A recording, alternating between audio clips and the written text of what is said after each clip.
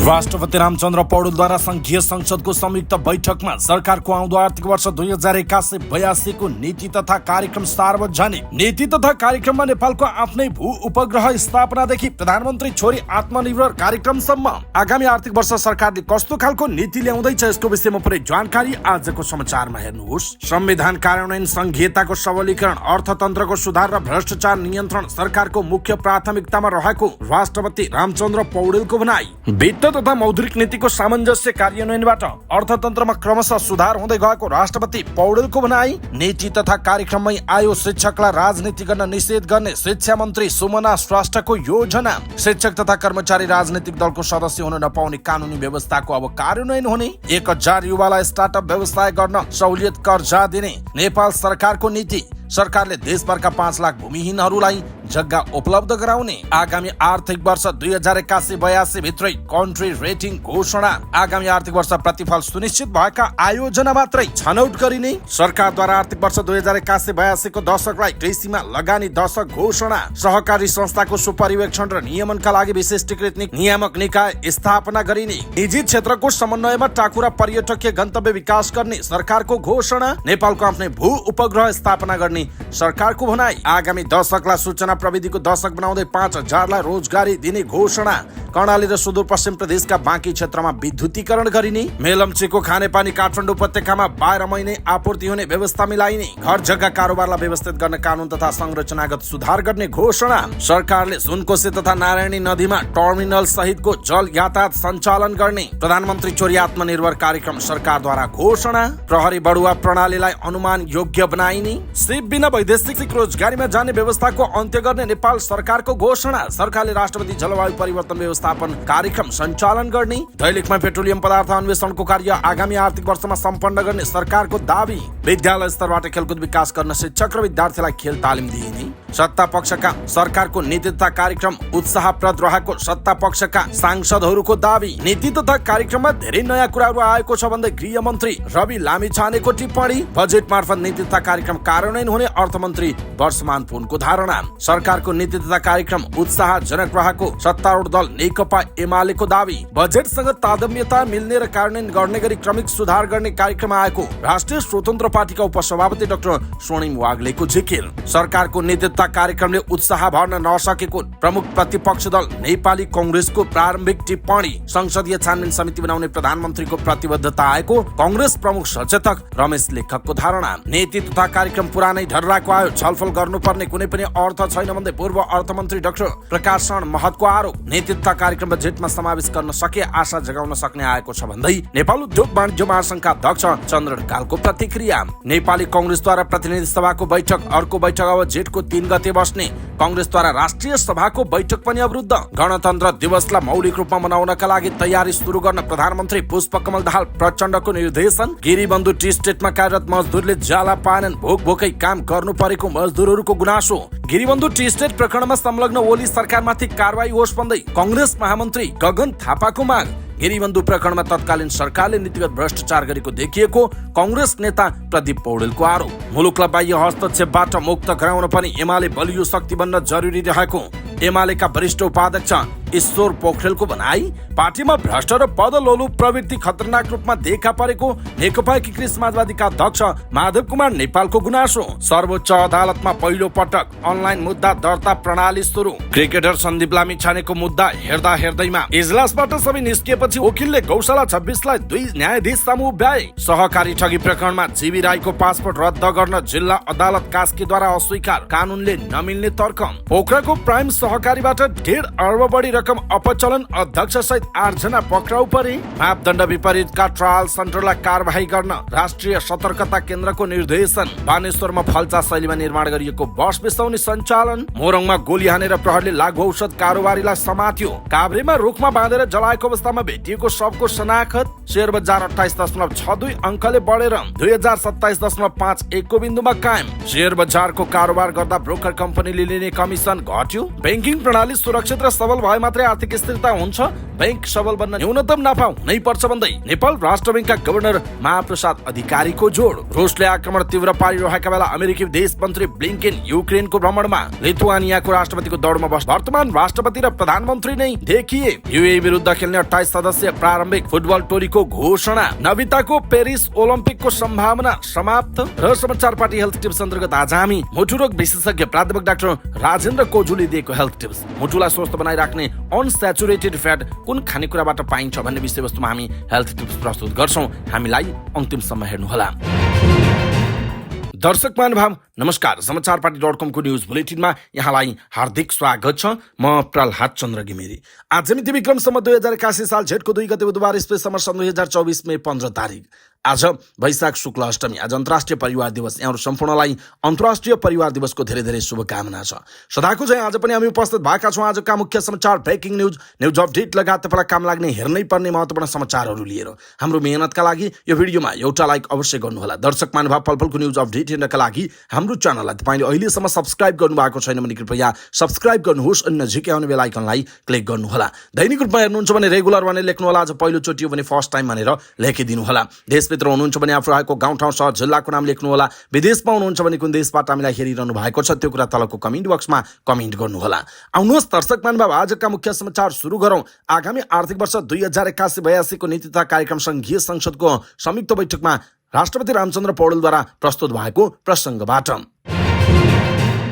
राष्ट्रपति रामचन्द्र पौडेलले संघीय संसदको संयुक्त बैठकमा सरकारको आउँदो आर्थिक वर्ष 2081-82 को नीति तथा कार्यक्रम प्रस्तुत गर्नुभएको छ। सरकारको नीति तथा कार्यक्रममा संविधान कार्यान्वयन, संघीयताको सबलीकरण, अर्थतन्त्रको सुधार र भ्रष्टाचार नियन्त्रण मुख्य प्राथमिकतामा राखिएको छ।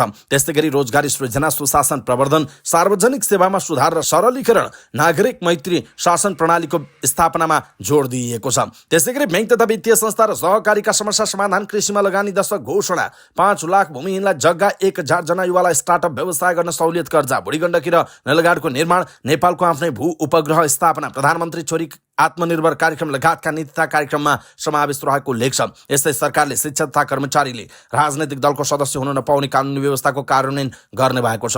आउँदो दशकलाई सूचना प्रविधिको दशक बनाउँदै 5000 जनालाई रोजगारी दिने घोषणा पनि सरकारले गरेको छ। दर्शक महानुभाव यसप्रति तपाईँको धारणा के छ? आफ्नो धारणा तलको कमेन्ट बक्समा कमेन्ट गर्नुहोला।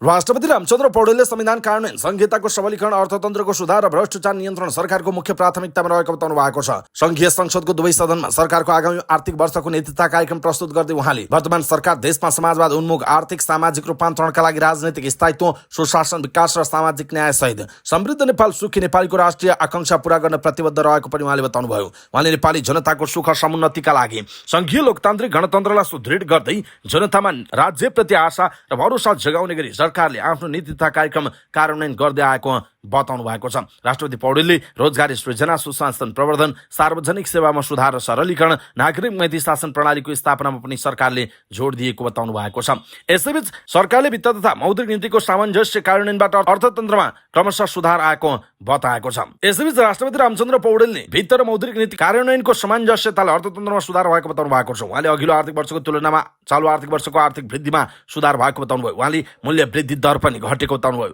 उहाँले कानुनहरूमा सुधार गरी लगानीको वातावरणमा सुधार गरिएको बताउनुभयो। उहाँले बैंक तथा वित्तीय संस्थाहरूमा लगानी योग्य रकम उच्च रहेकाले अर्थतन्त्रमा सुधार हुँदै सकारात्मक दिशामा आएको उल्लेख गर्नुभयो। उहाँले स्वाधान्तर र चालु खाता बचतमा रहेको पनि बताउनु भएको छ। दर्शक महानुभाव यसप्रति तपाईँको धारणा के छ? आफ्नो धारणा तलको कमेन्ट बक्समा कमेन्ट गर्नुहोला।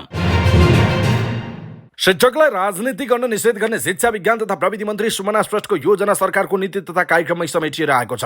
राष्ट्रपति रामचन्द्र पौडेलले संघीय संसदको संयुक्त सदनमा मंगलबार पेश गरेको आगामी आर्थिक वर्षको नीति तथा कार्यक्रममा शिक्षा मन्त्री श्रेष्ठको उक्त योजना समावेश भएको छ।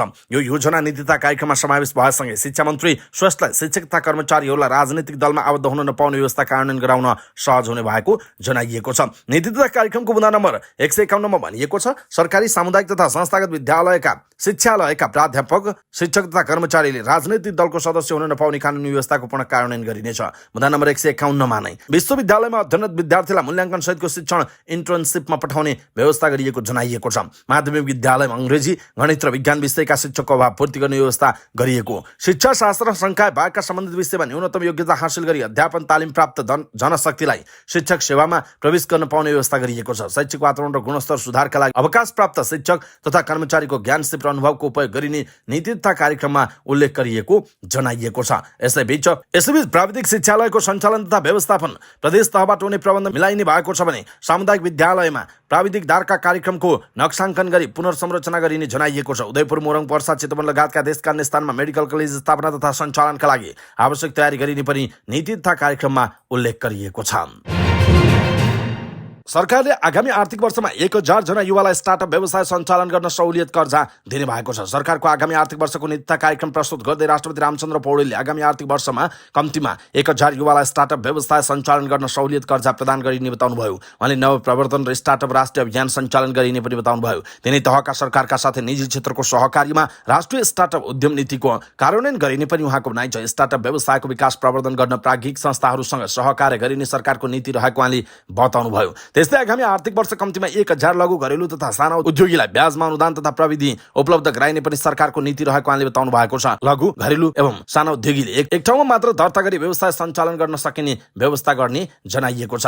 यसैबीच सरकारले देशभर 5 लाख भूमिहीनहरूलाई जग्गा उपलब्ध गराउने घोषणा गरेको छ। राष्ट्रपति रामचन्द्र पौडेलले नीति तथा कार्यक्रम प्रस्तुत गर्दै यस्तो घोषणा गर्नुभयो। उहाँले 5 लाख भूमिहीनलाई आवास सुनिश्चित गर्ने गरी सरकारले काम गर्ने बताउनुभयो। उहाँले सरकारले घोषणा गर्दै आएको भू उपयोग सम्बन्धी नीति बनाउने, तिनै तहका सरकार बीच सहकार्य बढाउँदै भूमिबाट अधिकतम लाभ लिने गरी काम गरिने बताउनुभयो। उहाँले 3 लाख हेक्टर कृषि योग्य जमिनमा सिंचाई सुविधा पुर्याउनेदेखि राष्ट्रिय घरका सिंचाई परियोजना निर्माणमा जोड दिने बताउनुभयो। उहाँले सरकारले मालपोत र नापी सम्बन्धी आधारभूत सेवा स्थानीय तहबाटै एकीकृत रूपमा अनलाइन मार्फत प्राप्त हुने व्यवस्था मिलाइने बताउनुभयो। उहाँले घर जग्गा कारोबारलाई व्यवस्थित गर्न तथा मूल्याङ्कन प्रणालीलाई वैज्ञानिक बनाउन कानुनी तथा संरचनागत सुधार गरिने समेत बताउनु भएको छ।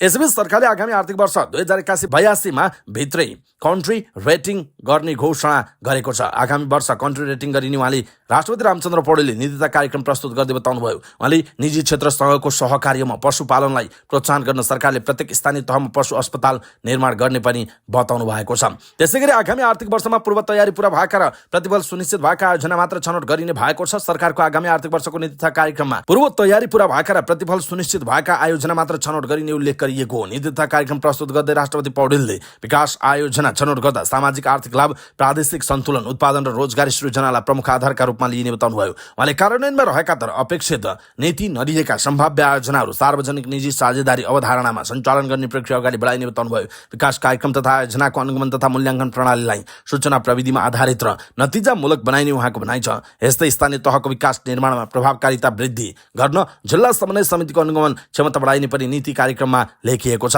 नीति तथा कार्यक्रममा खरिद कानुनमा पुनरावलोकन गरी खरिद प्रणालीलाई प्रतिस्पर्धी, पारदर्शी र विकास मैत्री बनाइने पनि भनिएको छ। यसैबीच सरकारले आगामी आर्थिक वर्ष 2081-82 को दशकलाई कृषिमा लगानी दशक घोषणा गरेको छ।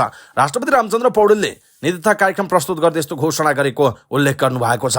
पौडेलले आर्थिक वर्ष 2081-82 को दशकलाई कृषिमा लगानी दशक घोषणा गरी सरकारी, निजी, सहकारी तथा विकास साझेदारीहरूको लगानी वृद्धि गरिने बताउनुभयो। उहाँले प्रमुख खाद्यान्न तथा तरकारीमा आत्मनिर्भर हुने गरी कृषि क्षेत्रका कार्यक्रमहरूको पुनर्संरचना गरिने समेत बताउनुभयो। राष्ट्रपति पौडेलले कृषि उत्पादनमा आधुनिक प्रविधिको प्रयोगलाई प्रोत्साहन गरिने पनि नीति सरकारले लिएको उहाँले बताउनुभयो। राष्ट्रपति पौडेलले कृषि योग्य भूमिको संरक्षण, नदी किनार सहितका बाँझो तथा नदी उकास जग्गाको सदुपयोग एवं चक्लाबन्दी गरिने पनि बताउनु भएको छ। दर्शक महानुभाव, नेपाल सरकारले ल्याएका यी नीति, यी कार्यक्रमहरू, यी योजनाहरू तपाईँलाई कस्तो लागेको छ कृपया एउटा कमेन्ट तलको कमेन्ट बक्समा कमेन्ट गर्नुहोला।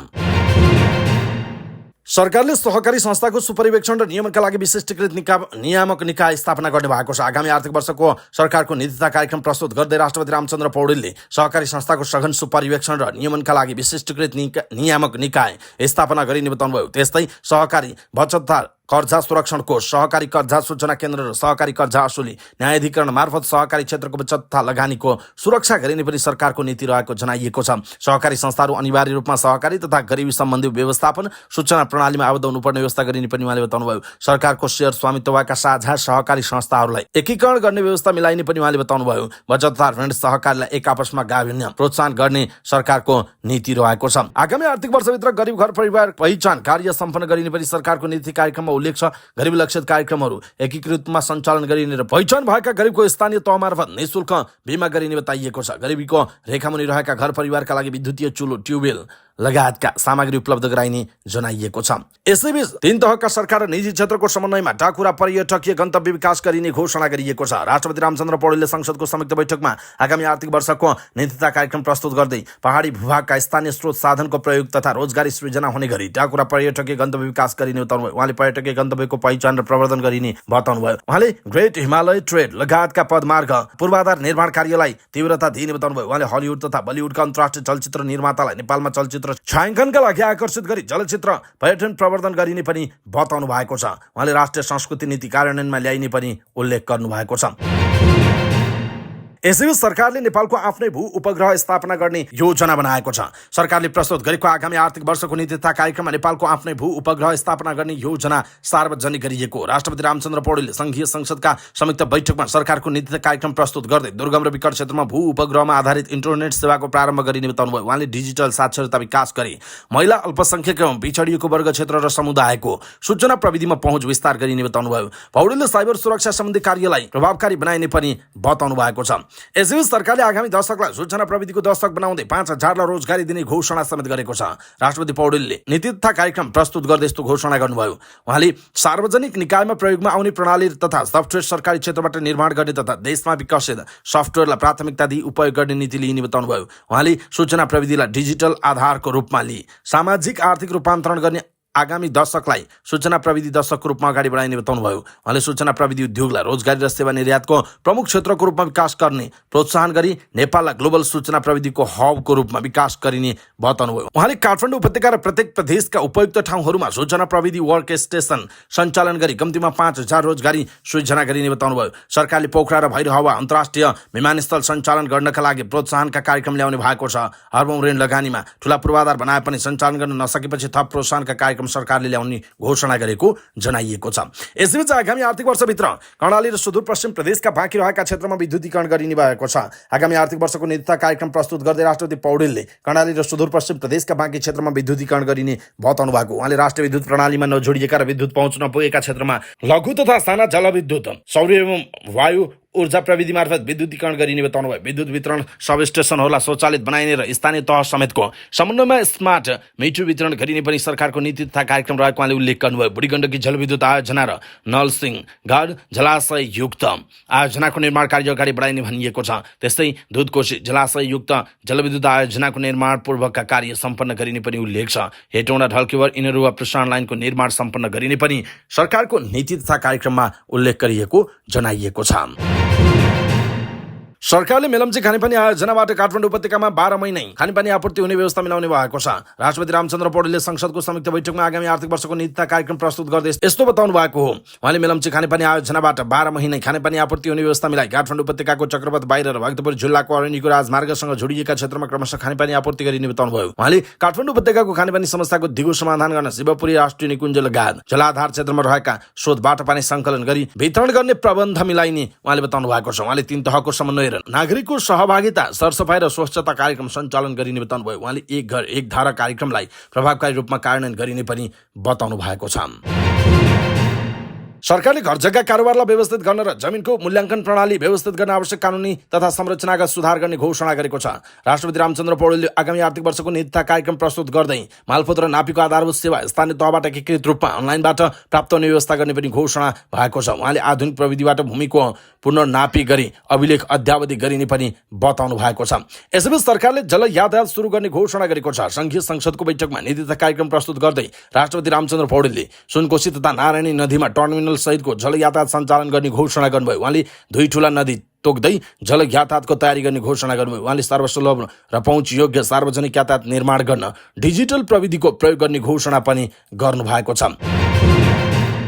यसैबीच सरकारले प्रधानमन्त्री छोरी आत्मनिर्भर कार्यक्रम सञ्चालन गर्ने भएको छ। सरकारले आगामी आर्थिक वर्षको नीति तथा कार्यक्रममा यस्तो कुरा उल्लेख गरेको छ। राष्ट्रपति रामचन्द्र पौडेलले संघीय संसदको संयुक्त बैठकमा महिलालाई आर्थिक रूपमा सक्षम सबल र सक्षम बनाउन सो कार्यक्रम सञ्चालन गर्न लागेको बताउनुभयो। उहाँले बालबालिकामाथिको दुर्व्यवहार, महिला हिंसा, मानव बेचबिखन तथा बलात्कार, छुवाछुत, लागू पदार्थ दुर्व्यसनी, दाइजो, छाउपडे, तिलक जस्ता सामाजिक विकृति र शोषण अन्त्य गरिने बताउनुभयो। बोक्सी, दाइजो प्रथा लगायतका कुकृति अन्त्य गर्ने पनि सरकारको नीति कार्यक्रममा उल्लेख गरिएको जनाइएको छ। राष्ट्रपति पौडेलले महिलाहरूमाथि हुने बलात्कार लगायत अन्य जघन्य अपराध नियन्त्रणका लागि पनि सामाजिक जागरण अभियानलाई निरन्तरता दिने बताउनु भएको छ।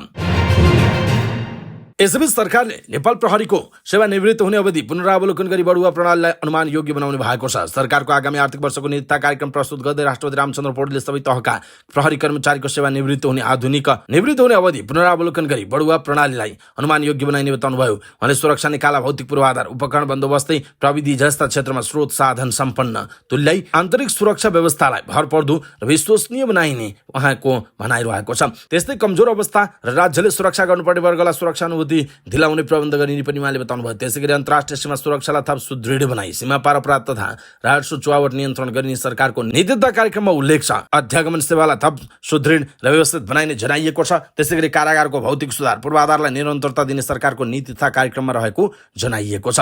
यसैबीच सरकारले सिप बिना वैदेशिक रोजगारीमा जाने व्यवस्थाको अन्त्य गर्ने घोषणा गरेको छ। श्रम बजारमा उपलब्ध जनशक्तिलाई दक्ष बनाउँदै बजारको माग अनुसार उत्पादनशील रोजगारी प्रवर्धन गरिने उहाँले बताउनु भएको छ। उहाँले रोजगारी व्यवस्थापन र सिप विकासका लागि एकीकृत राष्ट्रिय रोजगार ढाँचा कार्यान्वयनमा ल्याइने बताउनु भएको छ। राष्ट्रपति पौडेलले सञ्चालन गरेको सिप विकास तालिम केन्द्रलाई अन्तर्राष्ट्रिय मापदण्ड अनुरूप स्तर उन्नति गरिने पनि बताउनुभयो। प्रधानमन्त्री रोजगार, युवा स्वरोजगार कोष र सिप विकास तथा रोजगार प्रवर्धन लगायतका कार्यक्रमलाई एकीकृत रूपमा मर्ज गरी प्रभावकारी रूपमा कार्यान्वयन गर्ने बताउनुभयो। उहाँले प्रदेशमा निजी क्षेत्र समेतको सहकार्यमा बहुप्राविधिक शिक्षालाई स्थापना गरिने बताउनुभयो। सरकारले बेरोजगारीलाई रोजगारीको पूर्ण अभिलेखसहित रोजगारी खोज्ने सिप विकास तथा रोजगार प्राधिकरण कोष स्थापना गर्ने व्यवस्था मिलाइने बताउनुभयो। उहाँले श्रम नीतिलाई थप सक्रिय बनाउँदै विभिन्न देशहरूसँगको श्रम सम्झौता पुनरावलोकन तथा थप मुलुकहरूसँग श्रम सम्झौता गरिने पनि बताउनुभयो। उहाँले वैदेशिक रोजगारीलाई सुरक्षित र मर्यादित बनाउन वैदेशिक रोजगार सम्बन्ध कानुनहरूमा परिमार्जन गर्न सकिने पनि उल्लेख छ। वैदेशिक रोजगारीका लागि सुरक्षित र मर्यादित बनाउन श्रम स्थानान्तरण गर्ने नीति लिइने बताउनुभयो। उहाँले वैदेशिक रोजगारीमा जानु पूर्व दिने अभिमुखीकरण तालिमलाई निःशुल्क बनाइने पनि उहाँले बताउनु भएको छ। सरकारले राष्ट्रपति जलवायु परिवर्तन व्यवस्थापन कार्यक्रम सञ्चालन गर्ने भएको छ। सरकारको तर्फबाट आगामी आर्थिक वर्षको नीति तथा कार्यक्रम प्रस्तुत गर्दै राष्ट्रपति रामचन्द्र पौडेलले यस्तो घोषणा गर्नुभयो। उहाँले उच्च हिम श्रृङ्खला र नदी प्रणालीलाई जीवन्त राख्दै हिमाल पहाड तराई क्षेत्रमा जलवायु परिवर्तनबाट परेका असरलाई एकीकृत तथा सन्तुलित रूपमा सम्बोधन गरिने बताउनुभयो। उहाँले जलवायुसँग सम्बन्धित अन्तर्राष्ट्रिय कोषको अधिकतम उपयोग गर्न र यस्तो कोषमाथिको अधिकार स्थापित गर्न विशेष प्रयत्न गर्ने बताउनुभयो। उहाँले जलवायु वित्तमा सहज पहुँच र निशर्त प्राप्तिका लागि अन्तर्राष्ट्रिय मञ्चहरूमा सघन पैरवी गर्ने, जलवायु परिवर्तनका कारण पुगेको क्षति बापत हानि तथा नोक्सानी कोषबाट आर्थिक सहायता प्राप्त गर्न कूटनीतिक पहल गर्ने उहाँले बताउनु भएको छ। राष्ट्रपति पौडेलले जलवायु परिवर्तनको असर न्यूनीकरण र अनुकूलन तथा विपद जोखिम न्यूनीकरणका लागि राष्ट्रिय नीति तथा कार्ययोजना कार्यान्वयन गरिने बताउनुभयो। जलवायु परिवर्तनका कारण हिमाली तथा पहाडी क्षेत्रमा परेको प्रभाव सम्बन्धी मुद्दालाई अन्तर्राष्ट्रियकरण गर्न नेपालको नेतृत्वदायी भूमिका स्थापित गरिनेछ। जलवायु सङ्कटबाट अल्पविकसित तथा हिमाली मुलुकमा उत्पन्न जोखिम बारे विश्वको ध्यानाकर्षण गर्न, संवेदनशीलता जगाउन, सरोकारवाला मुलुकहरूको सञ्जाल निर्माण गर्न र जलवायु वित्तको नतिजामुखी परिचालन गर्न जलवायु परिवर्तन, हिमाल र पहाडको भविष्य भन्ने विषयमा अन्तर्राष्ट्रिय संवाद आयोजना गरेको पनि उहाँले बताउनु भएको छ। सरकारले दैलेखमा पेट्रोलियम पदार्थ अन्वेषणको कार्य आगामी आर्थिक वर्षमा सम्पन्न गर्ने भएको छ। राष्ट्रपति रामचन्द्र पौडेलले संघीय संसदको संयुक्त बैठकमा प्रस्तुत गर्नुभएको सरकारको नीति तथा कार्यक्रममा यस्तो कुरा उल्लेख छ।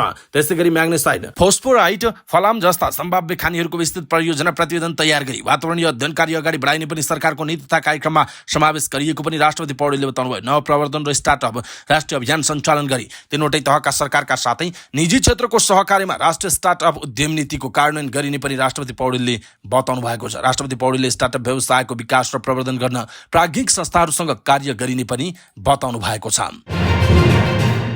सरकारले आफ्नो नीति तथा कार्यक्रममा खेल क्षेत्रतर्फ विद्यालय स्तरका शिक्षक विद्यार्थीहरूलाई खेलको तालिम दिने घोषणा गरेको छ। राष्ट्रपति रामचन्द्र पौडेलले संसदको संयुक्त बैठकमा आगामी आर्थिक वर्षको नीति तथा कार्यक्रम प्रस्तुत गर्दै खेलकुद क्षेत्रको विकासका लागि विद्यालय स्तरबाटै खेल तालिमको कार्यक्रम अगाडि बढाएको बताउनुभयो। यद्यपि सरकारले यसपटक पनि खेलकुद क्षेत्रका लागि दीर्घकालीन लक्ष्य सहितका नयाँ कार्यक्रम भने दिन सकेन। पूर्वाधार निर्माण र प्रतियोगिता आयोजना गर्नमै सरकारको खेल कार्यक्रम सीमित रहेको छ। खेल विकासका साथै ठूलो अन्तर्राष्ट्रिय प्रतियोगितामा सफलता प्राप्त गर्न खेलकुदका ग्रासरुट कार्यक्रम पनि प्राथमिकतामा पाउन सकेका छन्। तर सरकारले उमेरगत खेलकुद प्रतियोगिता सञ्चालन र खेल क्षेत्रमा महिला सहभागिता बढाउन कार्यक्रम ल्याउने उल्लेख गरेको छ। यस्ता कार्यक्रमले पनि खेलकुद विकासमा सहयोग पुर्याउनेछ। साथै खेलाडीको सम्मान र वृत्ति विकासका लागि विशेष कार्यक्रम सञ्चालनमा कार्यान्वयन गर्ने सरकारले घोषणा गरेको छ। यसले गर्दा खेलाडीको मनोबलमा उच्च वृद्धि हुनेछ। सरकारले अन्तर्राष्ट्रिय प्रतिस्पर्धामा खेलाडीको सम्मान र वृत्ति विकासका लागि विशेष कार्यक्रम सञ्चालनमा कार्यान्वयन गर्ने सरकारले घोषणा गरेको छ। यसले गर्दा खेलाडीको मनोबलमा उच्च वृद्धि हुनेछ। सरकारले अन्तर्राष्ट्रिय प्रतिस्पर्धामा विजयी खेलाडीलाई सम्मान तथा पुरस्कृतका साथै जीवन निर्वाह भत्ताको व्यवस्था गर्ने जस्ता कार्यक्रम सार्वजनिक गरेको छ। यस किसिमका कार्यक्रमहरूले खेलाडीहरूको मनोबल उच्च गराउनेछ। साथै सरकारले खेलकुद पूर्वाधार निर्माणलाई उच्च प्राथमिकतामा राख्ने भएको घोषणा गरेको छ। काठमाडौँको मुलपानी, मोरङको विराटनगर र कैलालीको फाप्ला क्रिकेट रङ्गशाला निर्माणलाई तीव्रता दिने यसपटकको नीति तथा कार्यक्रममा उल्लेख गरिएको छ। चितवनको भरतपुरमा निर्माणाधीन गौतम बुद्ध क्रिकेट रङ्गशाला निर्माण सम्पन्न गर्न सरकारले अग्रसरता देखाएको छ। सङ्घ, प्रदेश र स्थानीय तहको साझेदारीमा उक्त निर्माणाधीन रङ्गशालाको काम अगाडि बढाइने कार्यक्रममा समावेश छ। साथै नेपालको एकमात्र अन्तर्राष्ट्रिय क्रिकेट रङ्गशाला कीर्तिपुरको त्रिवी क्रिकेट मैदानको स्तरोन्नति सहित थप निर्माण कार्य प्राथमिकताका साथ अगाडि बढाइने सरकारले उल्लेख गरेको छ। सरकारले देशको मौलिक तथा परम्परागत खेल प्रवर्धन गर्ने भएको छ। नेपालको मौलिक खेल एवं परम्परागत खेलको प्रवर्धन तथा प्रतिभावान खेलाडीहरूको खोजी गर्न राष्ट्रिय स्तरका प्रतियोगिता आयोजना गर्ने कार्यक्रममा उल्लेख छ। देशमा स्वस्थ नागरिक बनाउन सरकारले सबैका लागि खेलकुद तथा योगा अभ्यासको सृजना गराउने आफ्नो कार्यक्रम मार्फत सार्वजनिक गरेको छ। सरकारको नीति तथा कार्यक्रममा कर्णाली प्रदेशमा आयोजना हुने 10औं राष्ट्रिय खेलकुद प्रतियोगिता पनि समावेश छ। सरकारले अन्तर्राष्ट्रिय खेलकुद प्रतियोगितामा नेपालको सहभागिता बढाउने र आधुनिक प्रविधियुक्त अन्तर्राष्ट्रिय प्रतियोगिता आयोजना गर्ने यस्ता कार्यक्रमलाई प्रोत्साहन गरेको जनाइएको छ।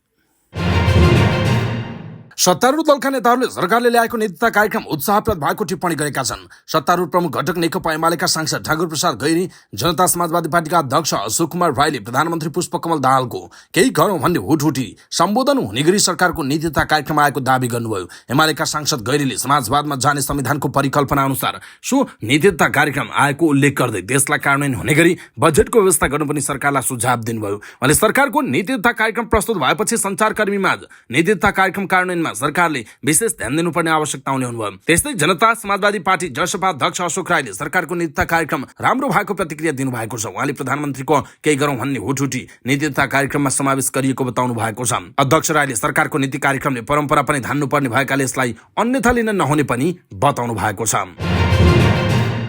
उप प्रधानमन्त्री तथा गृहमन्त्री रवि लामिछानेले सरकारले ल्याएको आगामी आर्थिक वर्षको नीति तथा कार्यक्रममा धेरै कुरा नयाँ आएको बताउनु भएको छ। प्रतिनिधि सभाको बैठकपछि सञ्चारकर्मीहरूलाई संक्षिप्त प्रतिक्रिया दिँदै गृहमन्त्री लामिछानेले नीति कार्यक्रममा धेरै कुराहरू नयाँ आएको बताउनु भएको। उहाँले सबै मन्त्रालयले नयाँ कुराहरू लिएर आएको भन्दै गृह मन्त्रालय अन्तर्गत प्रहरी कर्मचारीको निवृत्तिको समयलाई पुनरावलोकन गर्ने र बढुवा अनुमान योग्य बनाउने कुरा नयाँ भएको बताउनुभयो। उहाँले खुल्ला कारागारको कुरा पनि नयाँ भएको उल्लेख गर्नुभयो। गृहमन्त्री लामिछानेले नीति तथा कार्यक्रम कार्यान्वयनमा गएपछि मात्रै थप भन्न सकिने प्रतिक्रिया दिनुभएको छ। संसदको रमिता कहिले हट्ला भन्ने सञ्चारकर्मीहरूको जिज्ञासामा गृहमन्त्री रवि लामिछानेलाई नेपाली कांग्रेसलाई सोध्नुपर्छ भनेर जवाफ फर्काउनु भएको थियो। अर्थमन्त्री वर्षमान पुनले सरकारले ल्याएको नीति तथा कार्यक्रम कार्यान्वयन हुने दावी गर्नुभएको छ। सरकारको नीति तथा कार्यक्रम प्रस्तुत भएपछि सञ्चारकर्मीहरूसँग कुराकानी गर्दै उहाँले विगतमा जस्तो गुनासो आउन नदिने बताउनुभयो। उहाँले भन्नुभयो कार्यक्रम राम्रो आएको छ, यसैलाई समर्थन गर्ने गरी बजेट आउँछ, बजेट मार्फत यो नीति र कार्यक्रम कार्यान्वयन हुन्छ। विगतमा नीति तथा कार्यक्रम र बजेटको तालमेल मिलेन भन्ने गुनासो आउँथ्यो, त्यो अहिले हुँदैन उहाँको भनाइ छ। अर्थमन्त्री पुनले नेपाली कांग्रेसले गरेको सदन अवरोध शोभनीय नभएको बताउनु भएको छ। यसैबीच सत्तारूढ दल नेकपा एमालेका नेता एवं सांसदहरूले सरकारको नीति तथा कार्यक्रम समग्रमा उत्साहजनक भएको प्रतिक्रिया दिएका छन्। संसदको बैठकपछि सञ्चारकर्मीहरूसँग प्रतिक्रिया दिँदै सो दलका प्रमुख सचेतक महेश बर्तौलाले नीति तथा कार्यक्रम समग्रमा उत्साहप्रद रहेको र कतिपय राम्रा कार्यक्रम उल्लेख भएको बताउनु भएको छ। युवालाई रोजगारीसँग जोड्ने र खेतीयोग्य जमिनलाई उपयुक्त नीतिलाई प्रोत्साहित गरेको छ। विदेशबाट फर्केका युवालाई उद्योगमा जोड्ने कार्यक्रम ल्याएको छ। बर्तौलाले भन्नुभयो छोरीहरूलाई सशक्तिकरण कार्यक्रम ल्याइएको छ। यो कार्यक्रमलाई कार्यान्वयन गर्ने गरी बजेट आउँछ या आउँदैन भन्ने सवाल छ। उहाँले प्रमुख प्रतिपक्ष दल नेपाली कांग्रेसलाई लामो समयसम्म सदनमा अवरोध नगर्न पनि आग्रह गर्नुभएको छ। त्यसैगरी एमालेका सचिव योगेश भट्टराईले सरकारको आगामी आर्थिक वर्षको नीति तथा कार्यक्रमको प्रभावकारी कार्यान्वयनमा आफ्नो पार्टीको साथ रहने बताउनुभयो। सांसद भट्टराईले हरेक नीति तथा कार्यक्रमको जोखिम यसको प्रभावकारी कार्यान्वयनमा हुने भएकाले कार्यान्वयनमा जोड दिन सकिए प्रस्तुत कार्यक्रम सकारात्मक साबित हुने टिप्पणी पनि गर्नुभएको छ। राष्ट्रिय स्वतन्त्र पार्टीका उपसभापति डाक्टर स्वर्णिम वाग्लेले नीति तथा कार्यक्रमले बजेटसँग तादम्यता मिल्ने र कार्यान्वयनमा जाने गरी क्रमिक सुधारका बिउहरू रोपेको बताउनु भएको छ। सरकारको नीति तथा कार्यक्रम प्रस्तुतपछि सञ्चारकर्मीहरूसँग कुराकानी गर्दै उहाँले यस्तो प्रतिक्रिया दिनुभएको। उहाँले विगतका कार्यक्रममा ठूला कुरा गर्ने तर बजेटमा तादम्यता नहुने र कार्यान्वयनमा जाँदै नजाने कर्मकाण्डमा मात्र सीमित हुने कुरालाई यसपालि ब्रेक गरिएको बताउनुभयो। उहाँले कार्यक्रमले ठूला कुरा नगरौँ र क्रमिक सुधारहरू गरौँ, हरेक मन्त्रालयमा गरेर हेरौँ भन्ने बिउ सबै मन्त्रालयमा राखेको उहाँले बताउनुभयो। उहाँले नीति तथा कार्यक्रम बजेटमा सम्बोधन हुने देखिएकाले कार्यान्वयनमा जाने सम्भावना पनि रहेको बताउनुभयो। वाग्लेले विगत 32 वर्षमा सबैभन्दा बढी शासन गरेको पार्टीले नीति तथा कार्यक्रम पुरानै शैली भन्नु भनेको आफ्नो कमजोरीको स्वीकारोक्ति रहेको बताउनुभयो। उहाँले अर्थतन्त्र सुधार गर्ने जगबस्ता हालेकोले नीति तथा कार्यक्रममा टेकेर बजेट आउने विश्वास पनि व्यक्त गर्नुभयो। प्रमुख प्रतिपक्षी दल नेपाली कांग्रेसका प्रमुख सचेतक रमेश लेखकले सरकारले ल्याएको आगामी आर्थिक वर्षको नीति तथा कार्यक्रम परम्परागत भएको टिप्पणी गर्नुभएको छ। उहाँले यसले राष्ट्रिय तथा अन्तर्राष्ट्रिय क्षेत्रका सहकारी लगायतका मुद्दालाई समेत सम्बोधन गर्न नसकेकाले यसले कुनै पनि नयाँ उत्साह भन्न नसकेको उहाँको झिकिर छ। सरकारको नीति तथा कार्यक्रम प्रस्तुत भए लगत्तै प्रमुख सचेतक लेखकले सञ्चारकर्मीहरूमाझ कुनै नयाँ उत्साह भन्न नसकेको बताउनुभयो। उहाँले सहकारी ठगीलाई कारबाही गर्ने, देशको सङ्कुचनमा रहेको आर्थिक अवस्थालाई उकास्ने तथा रोसी सेनामा रहेका नेपालीहरूलाई फिर्ता गर्ने लगायतका विषयमा पनि नीति तथा कार्यक्रममा केही उल्लेख नभएको भन्दै असन्तुष्टि व्यक्त गर्नु भएको छ। प्रमुख सचेतक लेखकले सरकारको नीति तथा कार्यक्रममा उत्साह बढ्ने खालको कुनै पनि कार्यक्रम नभएको उल्लेख गर्नु भएको छ। प्रधानमन्त्री पुष्पकमल दाहाल प्रचण्डले संसदीय छानबिन समिति बनाउने प्रतिबद्धता जनाउनु भएको छ। प्रतिनिधि सभाको बैठक अवरोधपछि सञ्चारकर्मीहरूसँग कुराकानी गर्दै नेपाली कांग्रेसका प्रमुख सचेतक रमेश लेखकले प्रधानमन्त्री दाहालले संसदीय छानबिन समिति बनाउने बताउनु भएको जानकारी दिनुभयो। उहाँले नेपाली कांग्रेससँग प्रधानमन्त्री दाहालले राष्ट्रपति रामचन्द्र पौडेललाई नीति तथा कार्यक्रम प्रस्तुत गर्न दिन आग्रह गर्नुभएको र आफूहरूले संसदीय छानबिन समिति बनाउन कोसिस गर्ने र समिति बनाउने काममा लाग्ने प्रतिबद्धता जनाउनु भएको बताउनुभयो। उहाँले संसदीय समिति नबन्नेसम्म सरकारी काममा कांग्रेसले संसदमा अवरोध गर्न नदिने स्पष्ट पार्नु भएको छ। उहाँले नीति तथा कार्यक्रमले मुलुकको अर्थतन्त्र अगाडि बढाउने ठोस नीति लिन नसकेको जिकिर समेत गर्नुभयो। पूर्व अर्थमन्त्री एवं नेपाली कांग्रेसका नेता डाक्टर प्रकाश चरण महतले सरकारले ल्याएको नीति तथा कार्यक्रम पुरानै ढर्राबाट आएको टिप्पणी गर्नुभएको छ। सरकारको नीति तथा कार्यक्रम प्रस्तुतपछि सञ्चारकर्मीहरूसँग कुराकानी गर्दै उहाँले यस्तो बताउनु भएको। उहाँले प्रतिपक्षले लामो समयदेखि उठाएका माग र सर्वसाधारणको मागलाई सम्बोधन गर्ने गरी कार्यक्रम नआएको बताउनुभयो। उहाँले विगतको जस्तै लामो कार्यक्रम आएको बताउनुभयो। उहाँले कार्यक्रममा सरकारले भन्न केही पनि नछोडेको तर लागू हुने कार्यक्रम केही पनि नभएको बताउनुभयो। उहाँले नीति तथा कार्यक्रमलाई महत्त्व दिएर छलफल गर्नुको कुनै अर्थ नदेखिएको बताउनु भएको छ। उहाँले कार्यक्रममा शासन र भ्रष्टाचार उन्मुक्तिका कुरा गरे पनि भनाई र गराई फरक रहेको उल्लेख गर्नुभयो। उहाँले नीति तथा कार्यक्रमले बजेट आगामी बजेट वितरण र कार्यकर्तामुखी बजेट आउने अभ्यास गरेको देखिएको बताउनु भएको छ। उहाँले सरकार आफैले राज्य संरचनाको दुरुपयोग गर्दै सर्वसाधारण जनताको माग बेवास्ता गरेको आरोप लगाउनुभयो। नेपाल उद्योग वाणिज्य महासंघका अध्यक्ष चन्द्र ढकालले सरकारले ल्याएको नीति तथा कार्यक्रम बजेटमा समावेश गर्न सके आशा जगाउने आएको प्रतिक्रिया दिनुभएको छ। राष्ट्रपति रामचन्द्र पौडेलले संसदको संयुक्त बैठकमा आगामी आर्थिक वर्षको नीति तथा कार्यक्रम प्रस्तुत गरेपछि सञ्चारकर्मीहरूमाझ प्रतिक्रिया दिँदै उहाँले यस्तो बताउनु भएको। उहाँले नीति तथा कार्यक्रममा प्रतिबद्धता अनुसार सरकारले बजेट ल्याए, निजी क्षेत्र सकारात्मक रहेको बताउनुभयो। उहाँले नीति तथा कार्यक्रम राम्रो भए पनि सरकारले गर्ने कार्यान्वयनमा भर पर्नुपर्ने बताउनु भएको छ। उहाँले सरकारले नीति तथा कार्यक्रममा निजी क्षेत्रसँग सहकार्य गर्ने धेरै कार्यक्रम ल्याएको बताउनुभयो। उहाँले सरकारले नीति तथा कार्यक्रममा कृषि उत्पादनलाई प्राथमिकतामा राखिनु सकारात्मक भएको उल्लेख गर्नुभयो। उहाँले बजेटमा सम्बोधन गरी कार्यान्वयनमा लैजान सके आशा जगाउने खालको कार्यक्रम रहेको बताउनु भएको छ। उहाँले सरकारले नीति तथा कार्यक्रमको प्रतिबद्धता र अर्थतन्त्रमा देखिएको शिथिलता हटाउने गरी बजेट आउनुपर्ने उल्लेख पनि गर्नुभयो।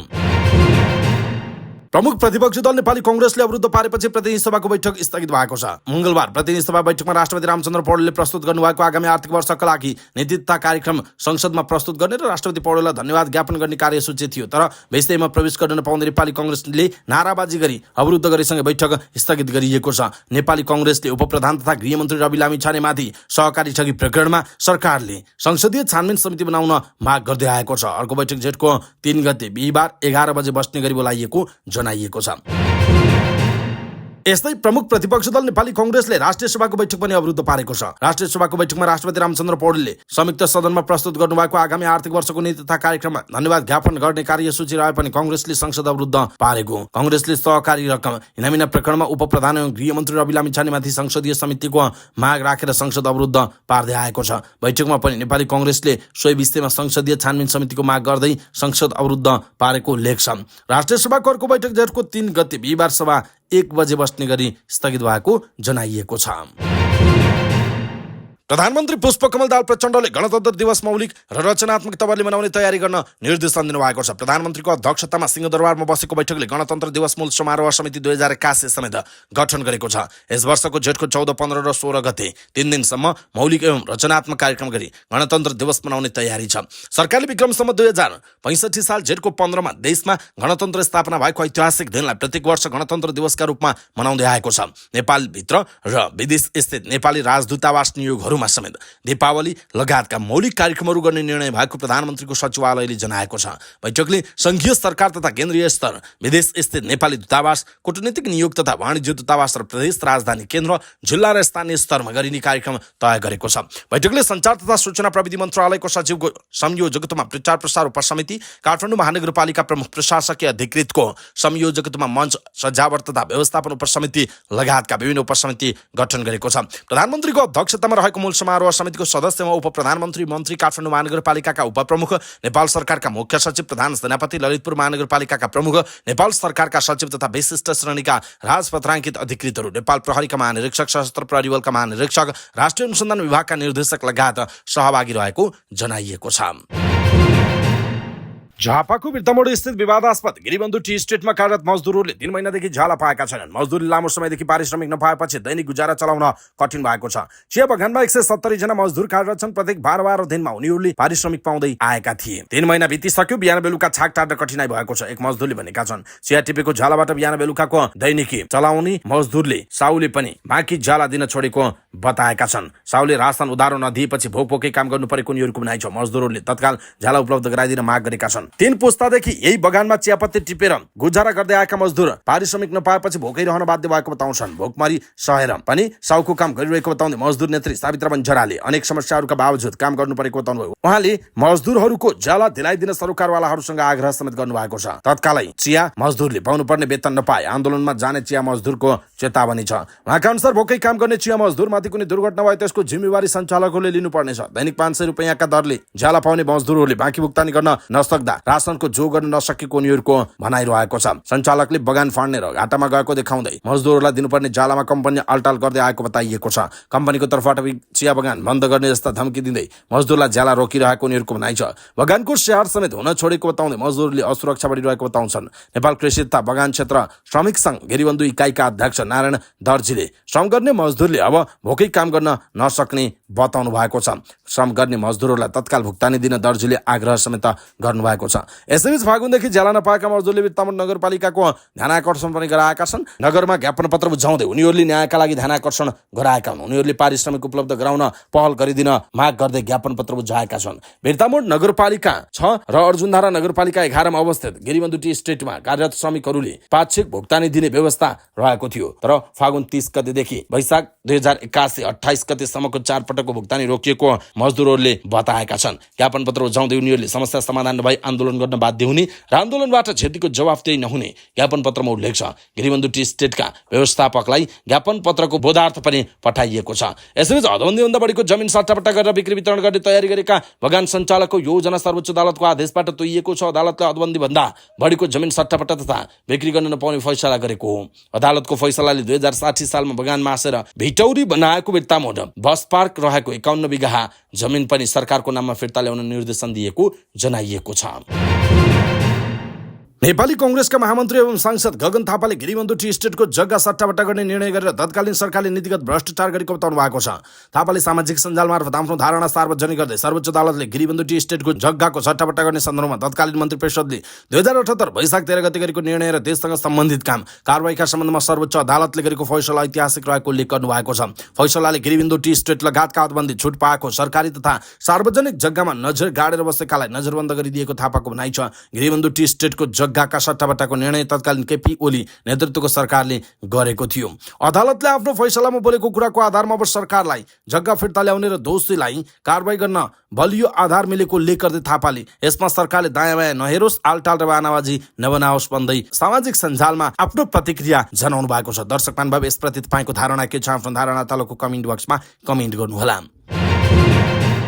नेपाली कांग्रेसका केन्द्रीय सदस्य एवं सांसद प्रदीप पौडेलले गिरिबन्धु टी स्टेट प्रकरणमा तत्कालीन सरकार र नेतृत्वले नीतिगत भ्रष्टाचार गरेको बताउनु भएको छ। उहाँले अदालतले नै नीतिगत भ्रष्टाचार भनेर किटान गरेको संलग्न सबैलाई कानुनी कारबाहीको दायरामा ल्याउन माग समेत गर्नुभयो। मंगलबार सामाजिक सञ्जालमा अदालतको फैसलाको प्रति सार्वजनिक गर्दै नेता पौडेलले भन्नुभएको छ, स्वार्थ समूहलाई प्रत्यक्ष फाइदा हुने लिने गरी कानुनले संशोधन गरेर नीतिगत निर्णय गर्ने कार्य जघन्य अपराध हो, कानुनको ठाडो उल्लङ्घन हो, शक्ति र पहुँचका आधारमा गरिएको खुल्लमखल्ला गरिएको भ्रष्टाचार हो उहाँको भनाइरहेको छ। ऐन संशोधन गर्नु कपटपूर्ण र संविधान विपरीतको कार्य भएको भनेर अदालतले स्पष्ट भनिसकेकाले अदालतले नै नीतिगत भ्रष्टाचार भनेर किटान गरेको यस घोटालामा संलग्न सबैलाई कानुनी कारबाहीको दायरामा ल्याउन उहाँले जोड दिनु भएको छ। नेता पौडेलले फैसलाको राज्यको तर्फबाट गरिने नीतिगत निर्णयमा हुने गरेका ठूला भ्रष्टाचारका घटनालाई प्रतिबिम्बित गरेको, राज्यका शक्तिको दुरुपयोग गरेर वा पहुँचका आधारमा निश्चित स्वार्थ समूहले गर्ने भ्रष्टाचार र आपराधिक क्रियाकलाप बारे सत्य तथ्य यसले उजागर गरेको ठहर समेत गरेको जनाइएको छ।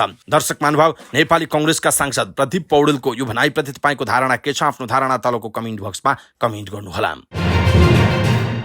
सत्तारूढ प्रमुख घटक नेकपा एमालेका वरिष्ठ उपाध्यक्ष ईश्वर पोखरेलले नेपाललाई बाह्य हस्तक्षेपबाट मुक्त गराउन पनि नेकपा एमालेलाई बलियो राष्ट्रिय शक्ति बनाउन आवश्यक रहेको बताउनु भएको छ। नेपाल बाह्य हस्तक्षेपको शिकार भइरहेको उल्लेख गर्दै उहाँले बाह्य शक्तिको हेपाइबाट जोगिन पनि नेकपा एमाले बलियो शक्तिको रूपमा उदाउन जरुरी रहेको बताउनु भएको वरिष्ठ उपाध्यक्ष पोखरेलले मुलुकलाई बाह्य हस्तक्षेप हुन नदिन पार्टीका अध्यक्ष केपी शर्मा ओलीले सरकारको नेतृत्व लिएको बेला काम गरेको समेत स्मरण गराउनु भएको छ।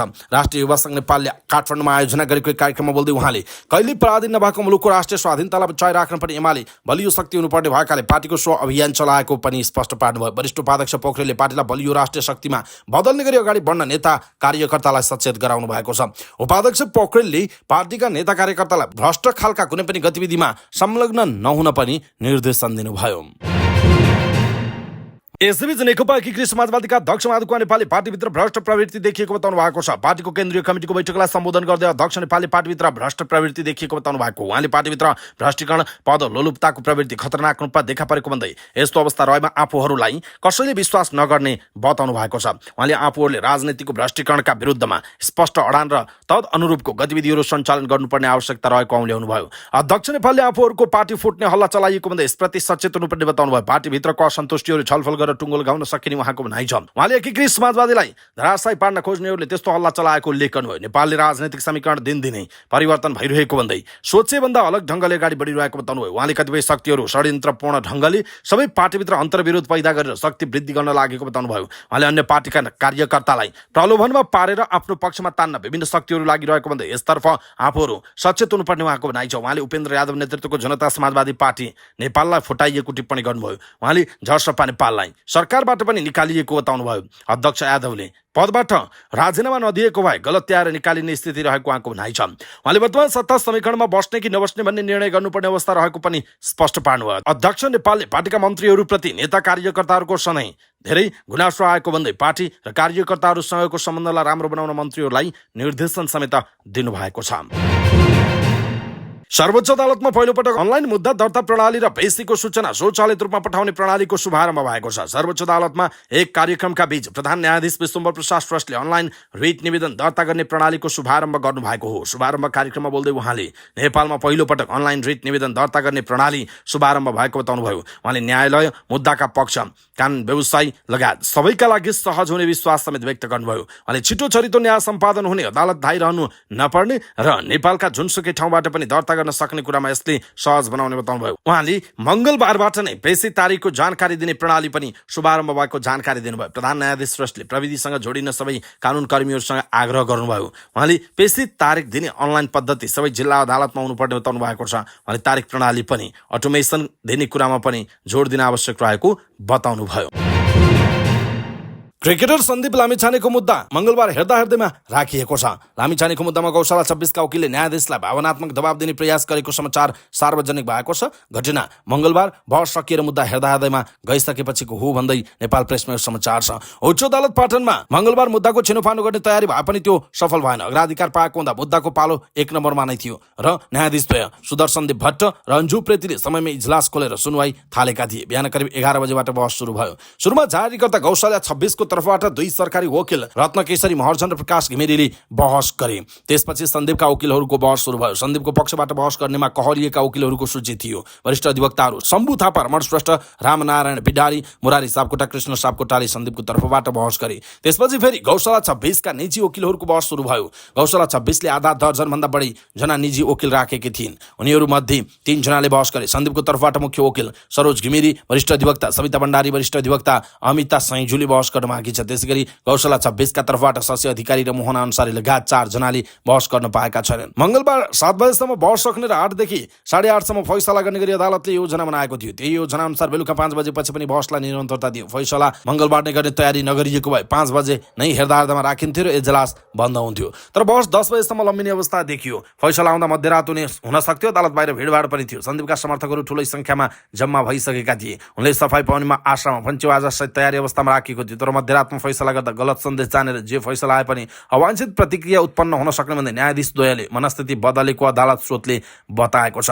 मुद्दा हेर्दाहेर्दामा राखेको निर्णय सुनाइसकेपछि सबै खुरुखुरु बाहिर निस्किए। न्यायाधीश द्वय भट्ट र उप्रेती भित्रै थिए। सन्दीप पक्षका एकजना वकिल पनि थिए। त्यतिकैमा गौशाला 26 की वकिल शान्ति रिसाल पनि आफ्नै क्लाइन्ट गौशाला 26 लाई लिएर इजलासभित्र पसिन्। भित्र पस्न साथ शान्तिले गौशालालाई केही इसारा गरिन्। त्यसपछि गौशाला 26 न्यायाधीश द्वयको अगाडि घोप्टो परेर रुन थालिन्। न्यायाधीश द्वयले सम्झाइ बुझाइ गरेपछि उनी निस्किएको स्रोतले बताए। यो घटनालाई सन्दीपका वकिलहरूले असामान्य रूपमा लिएका छन्। गौशाला 26 का वकिलहरूले फैसला आफ्नो पक्षमा पार्न न्यायाधीशहरूमाथि इमोसनल ब्ल्याकमेलिङ गरेको उनीहरूको आरोप छ। एक वकिलले भनेका छन्, इजलासमा बहस सकेपछि वकिलले जारीकर्ताहरूलाई न्यायाधीशहरूका अगाडि उभ्याउनु र रुन लगाउनुको नियत के हो? यसअघि पनि पटक पटक यस्ता घटना भएका छन् जुन न्यायिक प्रक्रियामा प्रभावित पार्ने चेष्टा हो। योभन्दा अगाडि जिल्ला अदालत काठमाडौँमा पनि यस्तै दृश्य देखिएको थियो। दुवै पक्षले आफ्नो बहस सके पश्चात गौशालाले आफ्नो अन्तिममा बोल्न पाउनुपर्ने माग राखेकी थिइन्। न्यायाधीशले पनि अनुमति दिएका थिए। सामान्य तथा वकिलहरूले बहस सकेपछि फेरि मुद्दाको एउटा पक्षलाई आफ्नो भनाइ राख्ने अवसर दिँदैन। तर गौशाला 26 लाई दिइएको थियो। त्यसबेला पनि उनले रुँदै आफ्नो पक्षमा फैसला नआएको खण्डमा सर्वोच्च अदालतसम्म जाने बताएका थिइन्। जिल्ला अदालतले गौशाला 26 को पक्षमा फैसला सुनाएको थियो। मंगलबार हेर्दाहेर्दैमा राखिएपछि मुद्दाको फैसला आज आउने लगभग निश्चित छ। न्यायाधीश द्वय भट्ट र उप्रेतीले नै फैसला सुनाउनेछन्। दुवै पक्षका वकिलहरूको बहस सकिएपछि दुवै पक्षबाट जवाफी बहस समेत हुनेछ। त्यसपछि फैसलाको प्रक्रियामा जानेछ। आज दिउँसोसम्म फैसला आउने अपेक्षा गरिएको छ। यो फैसला सन्दीपको क्रिकेट करियर र सिङ्गो जीवनका लागि महत्त्वपूर्ण रहेको छ। फैसला सन्दीपको पक्षमा आए उनी तत्काल क्रिकेटमा फर्कन सक्नेछन् र T20 विश्वकप खेल्ने सपना पनि पूरा हुन सक्नेछ। यदि उच्च अदालतले जिल्ला अदालतको फैसला कायम राखेको खण्डमा सन्दीपको निलम्बन जारी रहनेछ। उनी क्रिकेटमा फर्कन सक्ने छैनन्। यदि उच्चले जिल्लाकै फैसला सदर गरेमा सन्दीपसँग अन्तिम विकल्पका रूपमा सर्वोच्चमा पुनरावेदन गर्ने अवसर हुन्छ। पुनरावेदनको फैसला नआउन्जेल उनी पक्राउ त पर्दैनन्, तर क्रिकेटमा फर्कने अवस्था पनि हुँदैन। यसले उनको क्रिकेट करियरमा पनि गम्भीर क्षति पुग्छ भन्दै चिरञ्जीवी पौडेलले नेपाल प्रेसमा यो समाचार लेख्नु भएको छ। दर्शक महानुभाव, यसप्रति तपाईँको धारणा के छ? आफ्नो धारणा तलको कमेन्ट बक्समा कमेन्ट गर्नुहोला। कास्की जिल्ला अदालतले सहकारी ठगी मुद्दामा फरार रहेका जीवी राईको राहदानी रद्द गर्न अस्वीकार गरेको छ। जिल्ला अदालतले कानूनले उक्त अधिकार नदिने भन्दै जिल्ला प्रहरी कार्यालय कास्कीले गरेको निवेदन खारेज गरिदिएको। आइतबार जिल्ला न्यायाधीश हरिप्रसाद कोइरालाको इजलासले राईको राहदानी रद्द गर्ने आदेश जारी गर्न नमिल्ने भनेको जिल्ला सरकारी वकिलको कार्यालय पोखराका प्रमुख गोपाल ढकालले बताउनुभयो। जिल्ला प्रहरी कार्यालय कास्कीले राईलाई विदेशबाट पक्राउ गरी नेपाल ल्याउनका लागि राहदानी रद्द गर्नुपर्ने माग गरेको थियो। राहदानी रद्द गर्नका लागि प्रहरीले सरकारी वकिल कार्यालय मार्फत अदालतमा अनुमति माग पनि गरेको थियो। तर न्यायाधीश कोइराला इजलासले माग बमोजिम आदेश नहुने निर्णय गरेको छ। सरकारी वकिलको कार्यालयले राहदानी ऐन 2076 को दफा 15 बमोजिम रद्द गर्न माग गरेको थियो। राहदानी रद्द गर्नका लागि अदालतको आदेश आवश्यक हुने भएपछि उक्त निवेदन दिइएको थियो। राहदानी ऐनको दफा 12 मा सहकारी सम्बन्धी कसुर उल्लेख नभएको भन्दै अदालतले अस्वीकार गरेको उहाँले बताउनु भएको छ। उक्त ऐनको दफामा राहदानी अध्यागमन, भ्रष्टाचार, सम्पत्ति शुद्धिकरण, मानव बेचबिखन, अपहरण तथा लागू औषध, अवैध हात हतियार कारोबार, संगठित अपराध तथा आतंकवाद सम्बन्धी कुनै पनि कसुरको अभियोगमा अदालतमा मुद्दा चलिरहेको अवस्थामा अदालतको आदेश बमोजिम त्यस्ता व्यक्तिको राहदानी जारी नगर्न वा रोक्का राख्न अदालतले लेखी पठाएको भनेको छ। उक्त दफामा सहकारी ठगीको कसुर नै उल्लेख नभएकाले प्रहरीको निवेदन वा मागकै आधारमा मात्र अनुमति दिन नमिल्ने आदेशमा भनिएको जनाइएको छ।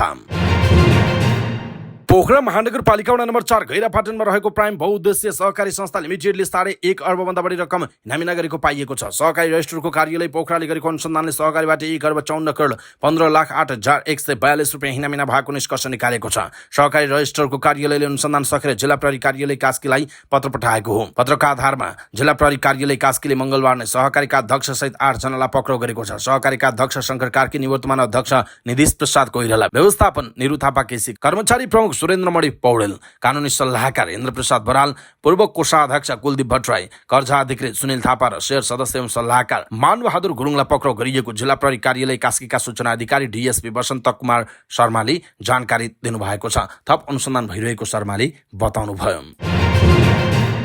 राष्ट्रिय सतर्कता केन्द्रले काठमाडौँ उपत्यकामा सवारी चालक अनुमति पत्रका लागि चलिरहेका ट्रायल सेन्टरहरूमाथि कारबाही गर्ने निर्देशन दिएको छ। यातायात व्यवस्था कार्यालयहरू सवारी चालक अनुमति पत्र, राधे राधे भक्तपुर, ठुलो भर्याङ, चावहिल र एकान्त कुनालाई पत्र लेख्दै केन्द्रले कारबाही गर्न निर्देशन दिएको, मापदण्ड कायम नगरी ती ट्रायल सेन्टर नचलाउन निर्देशन दिएको छ। प्रदेश सरकारले भाडामा लिएर ट्रायल चलाइरहेको easy way trial centre Radhe Radhe Bhaktapur, Budhathoki traders and training school Bhaktapur, vehicle academy तथा रिसर्च सेन्टर प्राली Gurjudhara, Nepal driving and recondition centre प्राली गोकर्णेश्वर, सुजुकी ड्राइभिङ स्कुल प्राली एकान्त कुना, सिटी ड्राइभिङ प्रशिक्षण केन्द्रको स्थलगत निरीक्षणपछि राष्ट्रिय सतर्कता केन्द्रले ती ट्रायल सेन्टरहरूले सरकारले तोकेको मापदण्ड पुरा नगरेको भन्दै कारबाही गर्ने निर्देशन दिएको।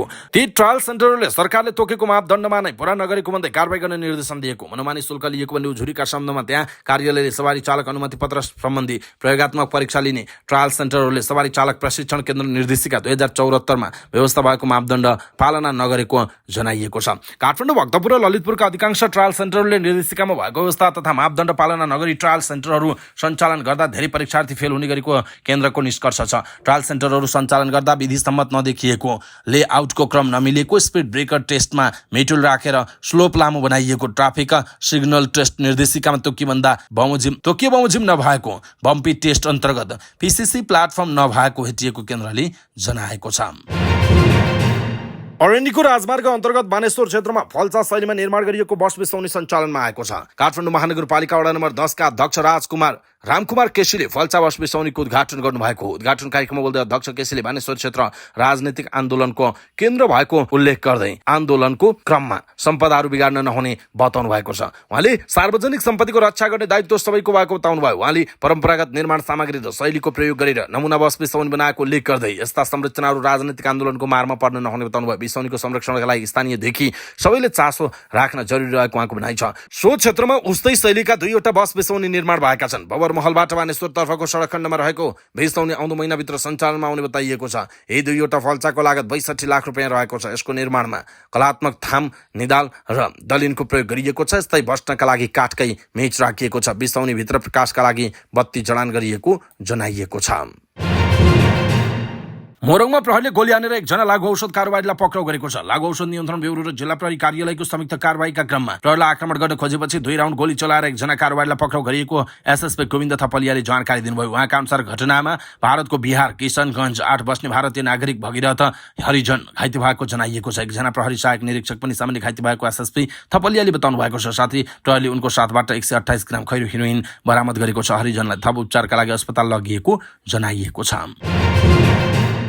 काभ्रेको 5 खाल नगरपालिका 4 मा रुखमा बाँधेर जलाइएको अवस्थामा भेटिएको पुरुषको शव शनाखत भएको छ। प्रहरीले बरामद गरेको शव 10 दिनदेखि बेपत्ता भएका दोलखाको भीमेश्वर नगरपालिका 2 रामपाका विष्णुप्रसाद सुवेदीको भएको खुलेको काभ्रेका डीएसपी राजकुमार श्रेष्ठले बताउनु भएको छ। दोलखा सदरमुकाम चरीकोटमा व्यवसाय गर्दै आएका 54 वर्षीय सुवेदी वैशाख 23 मा ललितपुरको टिकाथली स्थित घरबाट हिँडेदेखि सम्पर्कविहीन हुनुभएको थियो। उहाँको शव वैशाख 28 मा 5 खाल नगरपालिका 4 0 किलो नजिकै जलेको अवस्थामा फेला परेको थियो। प्रारम्भिक अनुसन्धान अनुसार उहाँको हत्यापछि रुखमा तारले बाँधेर जलाएको हुन सक्ने आशंका गरिएको थियो। तर काभ्रे प्रहरीले पनि उनको हत्या भएको हो वा होइन भन्ने बारे अनुसन्धान भइरहेको जनाइएको छ।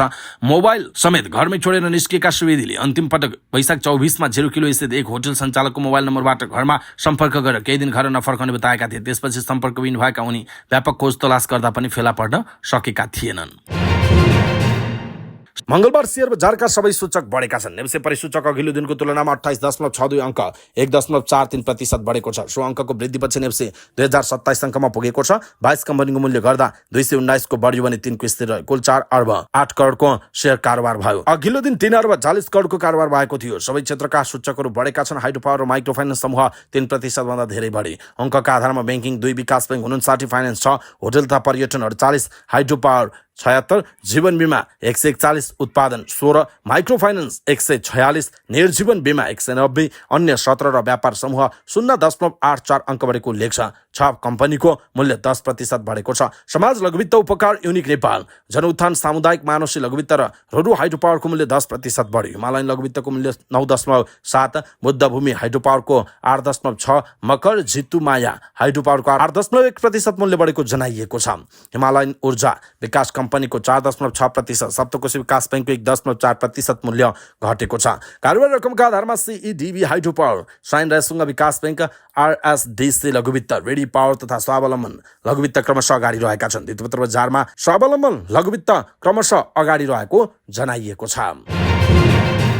शेयर कारोबार गर्दा ब्रोकर कम्पनीले लिने कमिसन मंगलबारदेखि घटेको छ। नेपाल धितोपत्र बोर्डको प्रस्ताव अनुसार अर्थ मन्त्रालयले कमिसन घटाउन सहमति दिएसँगै मंगलबारदेखि ब्रोकर कमिसन घटेको हो। नयाँ व्यवस्था अनुसार ब्रोकरले शेयर कारोबारीसँग लिने शुल्क 10% कम भएको छ। मंगलबारदेखि अधिकतम ब्रोकर कमिसन कारोबार रकमको 0.36% कायम भएको छ। त्यस्तै 50,000 देखि 5 लाखसम्मको कारोबारमा 0.33% र 5 लाखदेखि 20 लाखसम्मको कारोबारमा 0.31%, 20 लाखदेखि 1 करोडसम्मको कारोबारमा 0.27% र 1 करोड रुपियाँमाथि जतिसुकैको कारोबारमा पनि 0.24% कायम भएको बोर्डले जनाएको छ।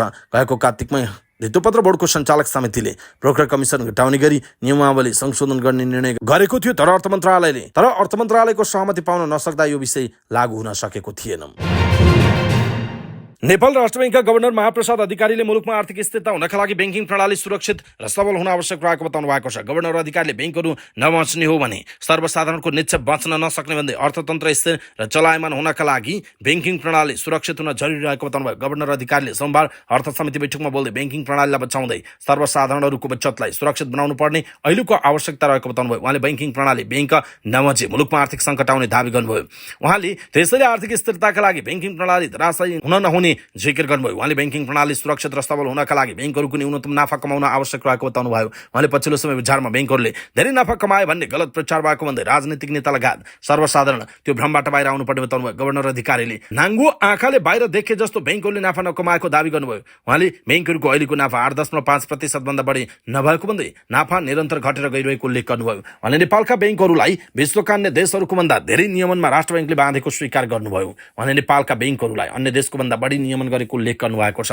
उहाँले बैंकहरूले 4% सम्मको सर्भिस चार्जलाई राष्ट्र बैंकले तोकेर नै 0.75 र माइक्रो फाइनेन्समा 1.5 भन्दा बढी लिन नपाउने व्यवस्थाले पनि बैंकहरूको नाफा कम हुँदै गएको उल्लेख गर्नुभयो। उहाँले 5 वर्षदेखि बैंकहरूको नाफा 67 अर्ब रहेकोमा पछिल्लो समय वार्षिक रूपमा 60 अर्ब पनि पुग्न छोडेको बताउनुभयो। उहाँले 5 वर्षभन्दा पनि अघि बैंकहरूको 30 खर्बको पोर्टफोलियो बढेर 51 खर्ब पुग्दा नाफा बढ्नु पर्नेमा उल्टै घट्दै गइरहेको बताउनु भएको छ। रुसले आक्रमण तीव्र पारिरहेका बेला अमेरिकी विदेश मन्त्री एन्टोनी ब्लिङ्केन अचानक युक्रेनको राजधानी किभ पुगेको समाचार सार्वजनिक भएको छ। पोल्यान्डबाट 9 घण्टाको रात्रि यात्रापछि ब्लिङ्केन किभ पुग्नु भएको बीबीसीले जनाएको छ। रुसले युक्रेनको दोस्रो ठुलो सहर खार्किभ नजिकैका 9वटा बस्ती कब्जा गर्दै खार्किभ नजिकैको उत्तर पूर्वी सीमावर्ती सहर भोभचान्स्कमा प्रवेश गरेको समयमा अमेरिकी विदेश मन्त्रीको भ्रमणलाई महत्त्वका साथ हेरिएको छ। केही समयदेखि अमेरिकी र युरोपेली सहर रोकिँदा युक्रेनी सेनालाई रुससँग लड्न हम्मे परेको थियो, तर अहिले अमेरिकाले 61 अर्ब डलरको राहत प्याकेज पारित गरेर सैन्य सामग्री पठाइरहेकाले अब युक्रेनले रुससँग डटेर लड्ने तयारी गरेको जनाइएको छ। मतदानको प्रारम्भिक नतिजा अनुसार वर्तमान राष्ट्रपति गितानास नाउसेदा र प्रधानमन्त्री इन्ग्रिडा सिमोनिटे लिथुआनियाको राष्ट्रपति दौडको दोस्रो चरणमा पुग्ने तयारीमा रहनु भएको छ। लिथुआनियाको केन्द्रीय निर्वाचन आयोगले घोषणा गरेको पछिल्लो तथ्याङ्कले नाउसेदालाई 44.06% मतदाताको समर्थन रहेको देखाएको छ भने सिमोनिटे 19.86% का साथ दोस्रो स्थानमा रहनु भएको छ। केन्द्रीय निर्वाचन आयोगको पछिल्लो तथ्याङ्क अनुसार 13,96,828 मतदाता अर्थात् 59% मतदाताले जनमत संग्रहमा भाग लिएको जनाइएको छ। विश्वकप चरणको दोस्रो चरण अन्तर्गत युएईसँग हुने खेलका लागि नेपाली फुटबल टिमको प्रारम्भिक टोली घोषणा भएको छ। मुख्य प्रशिक्षक भिन्सेन्ट जो अल्बर्टो एनेसले मंगलबार 28 सदस्यीय प्रारम्भिक टोलीको घोषणा गर्नुभएको। टोलीमा पर्नेमा गोलकिपरबाट किरण चेम्जुङ, अभिषेक बराल, विशाल सुनार र सन्तोष महत रहेको जनाइएको छ। रक्षापन्थीको खेलाडीमा अभिषेक लिम्बू, अनन्त तामाङ, विमल पाण्डे, विशाल बस्नेत, छिरिङ लामा, रोहित चन्द्र, शनि श्रेष्ठ अनि सौभाग्य राई, अजय चौधरी र योगेश गुरुङ रहेको जनाइएको छ। मिडफिल्डरमा भरत खवास, लखेन लिम्बू, मणिकुमार लामा, मनिष डाङ्गी, वसन्त जिम्बा, फतिमान घली, रोहन कार्की र सुमित श्रेष्ठ रहेका छन्। फरवार्डमा अञ्जन विष्ट, दिनेश सम्झन, जिलेस्पी जङ्कार्की, यसुब थपलिया, समीर तामाङ र सञ्जीव विष्ट रहेको जनाइएको छ। नेपालकी आशातीत खेलाडी नविता श्रेष्ठको पेरिस ओलम्पिक 2024 खेल्ने लक्ष्य समाप्त भएको छ। मंगलबार पेरिस ओलम्पिकका लागि टेबल टेनिसको दक्षिण एसियाली छनौट प्रतियोगिताको क्वार्टर फाइनलमा पराजित भएसँगै नविताको यात्रा समाप्त भएको हो। लन्चौर स्थित राष्ट्रिय टेबल टेनिस प्रशिक्षण केन्द्रमा मंगलबार नविता महिला एकलको क्वार्टर फाइनलमा श्रीलङ्काकी इसारा मुदुराङ्गीसँग 4-3 ले पराजित हुन पुगिन्। नेपालकै इभाना थापाले महिला एकलमै सेमिफाइनल यात्रा तय गरेकी छिन्। इभानाले सेमिफाइनलमा आज श्रीलङ्काकै विमानदी बन्दरा विरुद्ध चुनौती प्रस्तुत गर्ने उल्लेख छ। उनले यसअघि बाई पाएकी थिइन्। नेपालका सेन्टो श्रेष्ठ संयुक्त कपालीले पुरुष एकलमा सेमिफाइनलमा स्थान पक्का गरेका छन्। सेमिफाइनलमा आज सेन्टोले श्रीलङ्काका चमिरा गिनिगी र संयोगले श्रीलङ्काकै जयसनका डी सिल्भासँग प्रतिस्पर्धा गर्ने उल्लेख छ। भारत र भुटान बाहेकका खेलाडीले दक्षिण एसियाली छनौट प्रतियोगिता खेलिरहेका छन्। यो छनौटबाट समान एक पुरुष र महिला खेलाडीले पेरिस ओलम्पिकमा स्थान बनाउने जनाइएको छ। समाचार पार्टी न्यूज बुलेटिनमा पालो भएको छ समाचार पार्टी हेल्थ टिप्स। आजको समाचार पार्टी हेल्थ टिप्समा हामीले यहाँहरूलाई मुटुलाई स्वस्थ राख्ने अनस्याचुरेटेड फ्याट कुन खानेकुराबाट पाइन्छ भन्ने विषयवस्तुमा हेल्थ टिप्स प्रस्तुत गर्छौं। हामीलाई अन्तिमसम्म हेर्नुहोला। सबै नेपालीहरू माझ पुर्याउनका लागि हेल्थ टिप्स आफ्नो फेसबुक, ट्विटर लगायतका सामाजिक सञ्जालमा शेयर गर्नुहोला। इष्टमित्र र आफन्तजनलाई मेसेन्जरमा पठाइदिनुहोला। शरीरलाई बोसो फ्याट जरुरी हुन्छ जुन हामी खानेकुराको माध्यमबाट प्राप्त गर्छौं। तर कस्तो बोसो तत्व यसमा भने सतर्क हुनुपर्छ, किनभने हामीले विभिन्न माध्यमबाट खाने बोसो तत्व फ्याटलाई 3 भागमा राखिएको छ: स्याचुरेटेड, अनस्याचुरेटेड र ट्रान्स फ्याट। यसमध्ये हाम्रा लागि अति राम्रो भनेको अनस्याचुरेटेड फ्याट हो र सबैभन्दा हानिकारक ट्रान्स फ्याट हो। ट्रान्स फ्याटले मुटुको संयन्त्रलाई हानि गर्छ भने अनस्याचुरेटेड फ्याटले मुटुलाई स्वस्थ राख्छ। स्याचुरेटेड फ्याट यो सामान्य तापक्रममा ठोस अवस्थामा हुन्छ। यो पशुजन्य बोसो हो जुन त्यति लाभदायक मानिँदैन। यसको अत्याधिक प्रयोगले रगतमा खराब कोलेस्ट्रोल एलडीएल को मात्रा बढाउँछ। ट्रान्स फ्याट यो एक प्रकारको अति खराब चिल्लो पदार्थ हो। यसले रगतमा खराब कोलेस्ट्रोललाई बढाउनुका साथै राम्रो कोलेस्ट्रोललाई घटाउने पनि काम गर्छ। त्यसैले यसको अत्याधिक सेवनले हृदयघात, मस्तिष्कघात, मधुमेह, उच्च रक्तचाप, मोटोपन, स्तन क्यान्सर जस्ता स्वास्थ्य समस्या देखा पर्छन्। वनस्पति र जनावर यसका स्रोत हुन्। अनस्याचुरेटेड फ्याट फ्याटलाई स्वस्थकर फ्याट मानिन्छ। यो प्राय वनस्पति र त्यसबाट बनेका तेलमा पाइन्छ। सामान्य तापक्रममा यो फ्याट प्राय तरल अवस्थामा पाइन्छ जुन तेलको रूपमा हुन्छ। अनस्याचुरेटेड फ्याटले शरीरमा राम्रो कोलेस्ट्रोल एचडीएल लाई बढाएर खराब कोलेस्ट्रोल एलडीएल लाई घटाउँछ। यो 2 प्रकारको हुन्छ: मोनो अनस्याचुरेटेड र पोली अनस्याचुरेटेड फ्याट। मोनो अनस्याचुरेटेड फ्याटको स्रोत बिरुवा हुन्, जस्तै ओलिभ तेल, एभोकाडो, फर्सी र सिसमका दानाबाट प्राप्त हुने तेल। विभिन्न अध्ययनले यो फ्याटले राम्रो कोलेस्ट्रोल बनाउने र मुटुका लागि पनि राम्रो भएको देखाएको छ। यो fat vitamin A, vitamin D, E र केलाई पचाउनका लागि पनि आवश्यक पर्छ। यो फ्याटलाई नियन्त्रण गर्ने, सन्तुलनमा राख्ने र खराब कोलेस्ट्रोललाई बढ्न नदिनु यसको काम हो। अर्को हो पोली अनस्याचुरेटेड फ्याट। यो बिरुवामा आधारित फ्याट हो। यसको मुख्य स्रोत भनेको तोरीको तेल, मकै, जैतुन, बदाम, सोयाबिन वा सनफ्लावरको तेल प्रयोग गर्न सकिन्छ। बदाम, फर्सीको बिउ, पेस्टा, ओखरको तेल पनि अनस्याचुरेटेड फ्याट अन्तर्गत पर्दछ। यसले खराब कोलेस्ट्रोलको स्तरलाई कम गर्छ, जसका कारण मुटु सम्बन्धी रोग र स्ट्रोकको खतरा कम हुन्छ। यसबाहेक फ्याटले शरीरमा कोषहरू बन्न र विकसित हुन पोषक तत्व पनि प्रदान गर्छ। खराब कोलेस्ट्रोलले धमनीमा बोसो जम्मा भएर रक्त सञ्चार अवरोध गर्ने काम गर्छ भने राम्रो कोलेस्ट्रोलले रक्त सञ्चार राम्रो गराउने, रक्तचाप घटाउने र रगतमा फ्याटको मात्रा घटाउने गर्छ। साथै शरीरमा रोग प्रतिरोधात्मक क्षमता वृद्धिका लागि महत्त्वपूर्ण भूमिका पनि निर्वाह गर्छ। दर्शकमण्डल, आज हामीले यहाँहरूलाई खास गरी मुटु रोग विशेषज्ञ प्राध्यापक डाक्टर राजेन्द्र कोजुले दिएको हेल्थ टिप्स, मुटुलाई स्वस्थ राख्ने अनस्याचुरेटेड फ्याट कुन खानेकुराबाट पाइन्छ भन्ने विषयवस्तुमा हामी हेल्थ टिप्स प्रस्तुत गर्यौं। आजको हेल्थ टिप्स तपाईँलाई कस्तो लाग्यो आफ्नो कुरा तलको कमेन्ट बक्समा कमेन्ट गर्नुहोला। सबै नेपालीहरू माझ पुर्याउनका लागि हेल्थ टिप्स हाम्रो फेसबुक, ट्विटर लगायतका सामाजिक सञ्जालमा शेयर गरिदिनुहोला। इष्टमित्र र आफन्तजनलाई मेसेन्जरमा पठाइदिनुहोला। अवस्था दर्शक महानुभाव, समाचार पार्टी .com को न्यूज बुलेटिन अहिलेका लागि तिनी हामीले प्रस्तुत गरेका यी समाचारहरूप्रति तपाईँको धारणा के छ? आफ्नो धारणा तलको कमेन्ट बक्समा कमेन्ट गर्नुहोला। हाम्रो मेहनतका लागि यो भिडियोमा एउटा सानो लाइक अवश्य गर्नुहोला। दर्शक महानुभाव, पलपलको न्यूज अपडेटका लागि समाचार पार्टी .com हेर्दै गर्नुहोस्। नमस्कार।